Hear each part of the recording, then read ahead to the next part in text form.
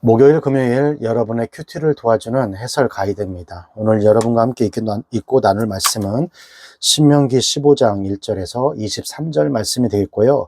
제목은 경제생활은 하나님의 방법대로라는 제목입니다.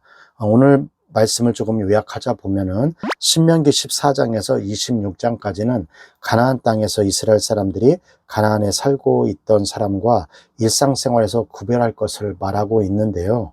그중 오늘 본문은 안식년과 안식년의 탕감, 즉 면죄에 관한 규례의 말씀과 안식년이 아니더라도 계속해서 구제를 해야 하는 것에 대해 지금 말씀을 하고 있습니다. 자, 먼저 그러면 1절 보겠습니다. 매 7년 끝에 면제하라. 1절은 안식년과 면제에 대해서 나와 있는데요. 안식년이 되기 전 6년 동안은 돈을 구워주기도 하고 빌리기도 하며 그렇게 살되 7년째가 되면 그 돈의 빚을 탕감해 주라는 것입니다. 그래서 안식년을 면죄년이라고도 그렇게 불리기도 했습니다. 하나님께서 안식년에 면죄를 명하신 것은 안식의 근본 정신을 가르치기 위한 것이지요. 탕감이란 단어는 움켜쥔 것을 놓았다라는 뜻이 있는데요. 움켜쥔다는 것은 그럼 무슨 의미가 있을까요? 그거에 대해서 2절, 3절에 잘 나와 있는데요. 면제의 규례는 이러하니라. 무릇 그 이웃에게 구워준 채주는 그것을 면제하고 그 이웃에게나 그 형제에게 독촉하지 말지니 그 해는 여호와의 면제년이라 칭함이니라. 이방인에게는 내가 독촉하려니와 네 형제에게 꼬인 것은 내 손에서 면제하라. 자, 2절에서 3절은 탕감의 의미가 나와 있어요. 돈을 빌려준 사람은 받는 것이 중요합니다. 빌려주고 받지 못하면 손해가 나기 때문이죠. 액수가 클수록 마음이 더 타들어갈 것이에요. 갚지 않으면 또 협박도 합니다. 또 잠도 안 오죠. 이런 것이 손을 움켜쥔 것이라고 생각하면 됩니다. 오늘 본문은 안식년이 되면 돌려받을 생각하지 말고 손을 놓아버려 포기하는 것이 주님의 뜻이라고 지금 말하고 있어요. 그것은 이렇게 하는 것은 내 형제, 하나님을 믿는 이스라엘 사람들에게만 그렇게 하고 이방인들에게까지 그게 적용되는 건 아니다라는 것을 한번 짚고 가겠습니다. 그리고 빌려준 돈을 받지 못한 일이 있어도 또 돈을 빌려줄 사람이 있으면 어떻게 하라고 하냐면 또 빌려주라고 성경은 이야기하고 있어요. 7절에서 8절. 내 하나님 여호와께서 내게 주신 땅 어느 서금에든지 가나안 형제가 너와 함께 거하거든 그 가나안 형제에게 내 마음을 강팍히 하지 말며 내 손을 움켜쥐지 말고 반드시 내 손을 그에게 펴서 그 요구하는 대로 쓸 것을 넉넉히 구워주라. 자, 손을 움켜쥐지 말라고 지금 나와 있어요. 돈을 빌려주고 갚지 않는 사람을 만나면 또 돈을 빌려주어야 할 사람이 나타나면 손을 움켜쥐게 되잖아요. 먼저 빌려준 사람에게 내가 받지도 못했는데 또 다른 사람을 도와준다는 것은 손해가 되기 때문에 그런 손을 움켜줄 수가 있어요. 그런데 주님은 손을 움켜주지 말라고 합니다. 그런데요, 다음 해가 안식년이기 때문에 안식년 전에 돈을 빌려준다는 것은 그 돈을 받을 수 없다는 것과 마찬가지이므로 빌려주지 않는 것이 정상인데 주님은 이렇게 이야기하고 있어요. 9절, 10절, 4절에서 6절은 다음에 후반부에 얘기하고요. 9절에서 10절을 또 보겠어요. 나쁜 마음, 악한 눈, 제목을 갖고 있는데요. 9절에 10절, 삼가 너는 마음에 악념을 품지 말라. 곧 이르기를 제7년 면제년이 가까웠다 하고 내 궁핍한 형제에게 악한 눈을 들고 아무것도 주지 아니하면 그가 너를 여호와께서 호소하리니 네가 죄를 얻을 것이라. 너는 반드시 그에게 구제할 것이요 구제할 때에는 아끼는 마음을 품지 말 것이니라. 이로 인하여 내 하나님 여호와께서 내 범사와 내 손으로 하는 바에 내게 복을 주시리라. 9절 10절은 나쁜 마음, 악한 눈에 대한 내용이에요. 안식년을 앞에 두고 빌려주면 망하는 것이 지극히 현실적인 판단이지만 성경은 이것을 나쁜 마음이라고 하고 또 그러한 형제를 돕지 않고 바라게 보기만 하는 것을 악한 눈이라고 이야기하고 있어요. 이렇게 행동하면 죄라고까지도 오늘 지금 성경은 이야기하고 있습니다.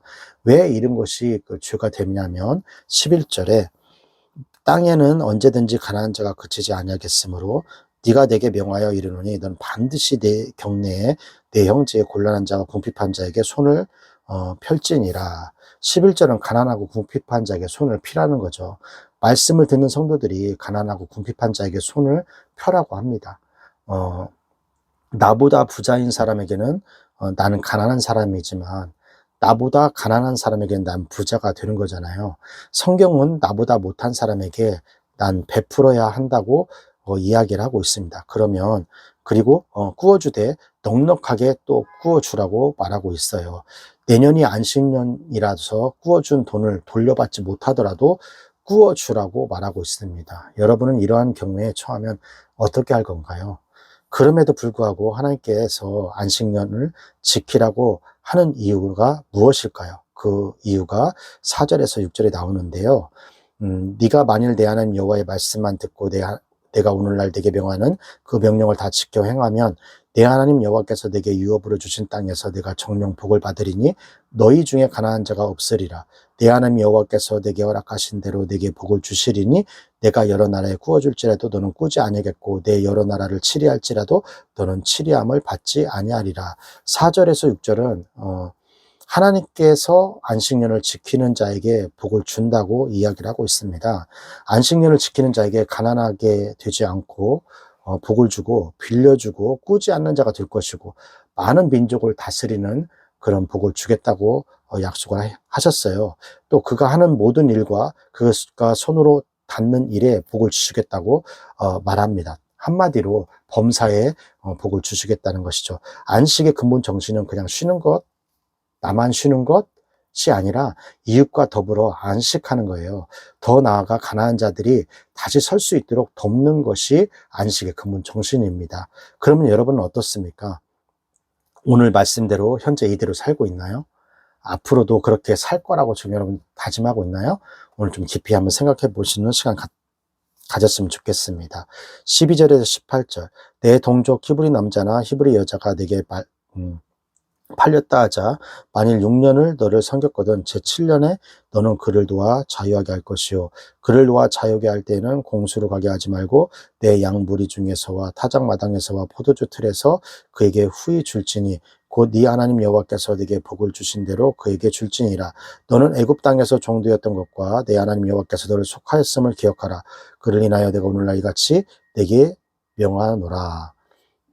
종이 만일 너와 내 집을 사랑함으로 너와 동거하기를 좋게 여겨 내게 향하여 내가 주인을 떠나지 아니하겠노라 하거든. 17절 송곳을 취하여 그 귀를 문에 대고 뚫으라. 그리하면 그가 영영이 내 종이 되리라. 내 여종에게도 일례로 할지니라. 그가 16년 동안에 품꾼의 삭세 배나 받을 만큼 너를 섬겼은즉 너는 그를 도와 자유하게 하기를 어렵게 여기지 말라. 그리하면 내 하나님 여호와께서 너의 범사에 내게 복을 주시리라. 18절까지는 안식년의 구체적인 방법이 나오는데요. 안식년에는 시간이 정지되고 반복된 일이 있습니다. 처음으로 돌아갈 수 있다는 것이죠. 땅은 원주인에게 돌아가고 빚들은 탕감되었고 노예들은 풀려났던 것입니다. 즉 처음으로 다시 되돌아가라는 것이 안식년이네요. 노예들은 해방시키고 경작은 쉬어라. 가난한 자들에게는 굶게 하지 말고 양식을 주어라. 모든 자원은 원주인에게 되돌려 주어라. 이러한 것은 변하지 않을 것 같은 변화할 수 없는 것들을 변화시키고 새롭게 하는 것이 되는 것입니다. 하나님께서는 이 땅에 가난의 악순환을 허용하지 않는다라는 그런 마음이 있었던 것 같아요. 이러한 안식년이 이루어지지 않을 시 예레미야 34장 13절에서 16절에 하나님께서 심판하신다고 그렇게 나와 있습니다. 예수님은 안식일이 사람을 위해 있는 것이지 사람이 안식일을 위해서 있는 것이 아니라고 했습니다. 고대의 노예들은 자기 자신이 가난해서 노예로 자기 몸을 판 사람들이 있었고 또 빚을 갚지 못해 생긴 노예가 또 있었어요. 전쟁 중에 또 팔려 노예가 된 사람도 있었고요. 유괴당해서 노예가 된 사람도 있었다고 합니다. 자, 이러한 사람들을 안식년에 내어보내되 그냥 빈손으로 내어보내지 말고 물질을 주어서 내어보내라고 오늘 성경은 이야기하고 있습니다. 19절에서 23절 너는 우양의 처음 난 수컷 것은 구별하여 내 하나님 여호와께 드릴 것이니 네 소의 첫 새끼는 부리지 말고 내 양의 첫 새끼의 털은 깎지 말고 너와 내 가족의 매년 여호와의 택하신 곳 내 하나님 여호와 앞에서 먹을지니라. 그러나 그 짐승이 흠이 있어서 절거나 눈이 멀었거나 무슨 흠이 있든지 내 하나님 여호와께 잡아드리지 못할지니 내 성중에 먹되 부정한 자나 정한 자가 다 같이 먹기를 노루와 사슴을 먹은 같이 할 것이요 오직 피는 먹지 말고 물같이 땅에 쏟을지니라. 23절까지는 어떻게 하나님께 제사하는 방법이 나와 있는데요. 하나님께서 약속하신 장소에서 제사를 드려야 한다는 것이죠. 제물은 흠이 있는 것은 드리지 말고 온전한 것을 드리라고 했습니다. 제물의 피는 생명이 있어서 먹으면 안 된다고 했어요. 또한 피를 바닥에 쏟는 그런 행동은 생명이 하나님께 있다는 그런 것을 말하는 것입니다. 헌금은 주일날 급하게 준비하는 것보다 한 주간 미리 마음을 다해 준비하는 것이 중요하다고 목사님은 생각합니다. 감사와 믿음을 담아 드리는 것이 정말 하나님 기뻐하시는 헌금이라고 생각합니다. 자, 여기까지가 신명기 15장 1절에서 23절까지 말씀이 되겠고요. 오늘 말씀을 통해 우리는 무엇을 묵상하고 또 무엇을 적용해야 할까요? 첫 번째, 나는 손을 움켜쥔 자인가? 손을 펼친 자인가요? 내가 노력해서 부자가 되었다고 생각하는 사람들은 내가 손을 움켜쥔 자들이라고 생각합니다. 그리고 내가 노력은 했지만 내 노력으로 이렇게 된 것이 아니라 하나님께서 나를 도와줘서 그 은혜로 되었다고 그렇게 생각하는 사람들은 이 손을 펴는 움켜쥔 자가 아니라 펴는 자가 될 거라고 목사님은 생각합니다. 여러분은 손을 움켜쥔 자인가요? 아니면 손은 편 자인가요? 안식일은 7일마다 한 번씩 이렇게 돌아오잖아요. 그 예배, 주일 안식일, 주일 예배를 통해서 우리가 하나님 안에서 안식을 얻고 예배에 충만하고 기도에 충만히 드리고 또 나의 삶도 안식을 하며 또 구제하고 가난한 자를 도와주고 이웃과 함께 즐거워하는 그 시간이 일주일에 한 번씩 돌아오는 안식일이에요. 그것이 쭉 가다가 7년이 되면 안식년이 되어서 이제 그렇게 가난한 자들에게는 부하게 되는 이 기회를 주고 종들은 해방시켜주고 그렇게 또 땅도 경작하지 않고 쉬게 하는 그런 일들이 안식년이었던 것이죠.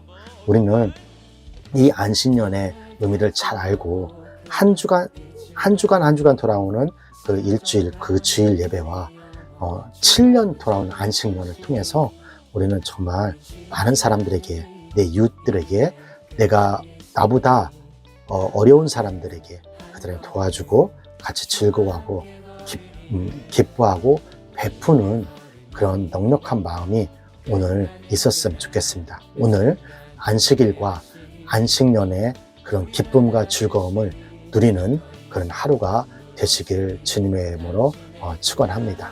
오늘도 하나님의 놀라운 기적을 경험하는 복된 하루가 되시기를 바랍니다.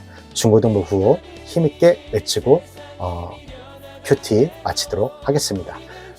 교육부 후호 시작! 공부 잘해 남주자, 돈 많이 벌어 남주자, 은혜 많이 받아 남주자.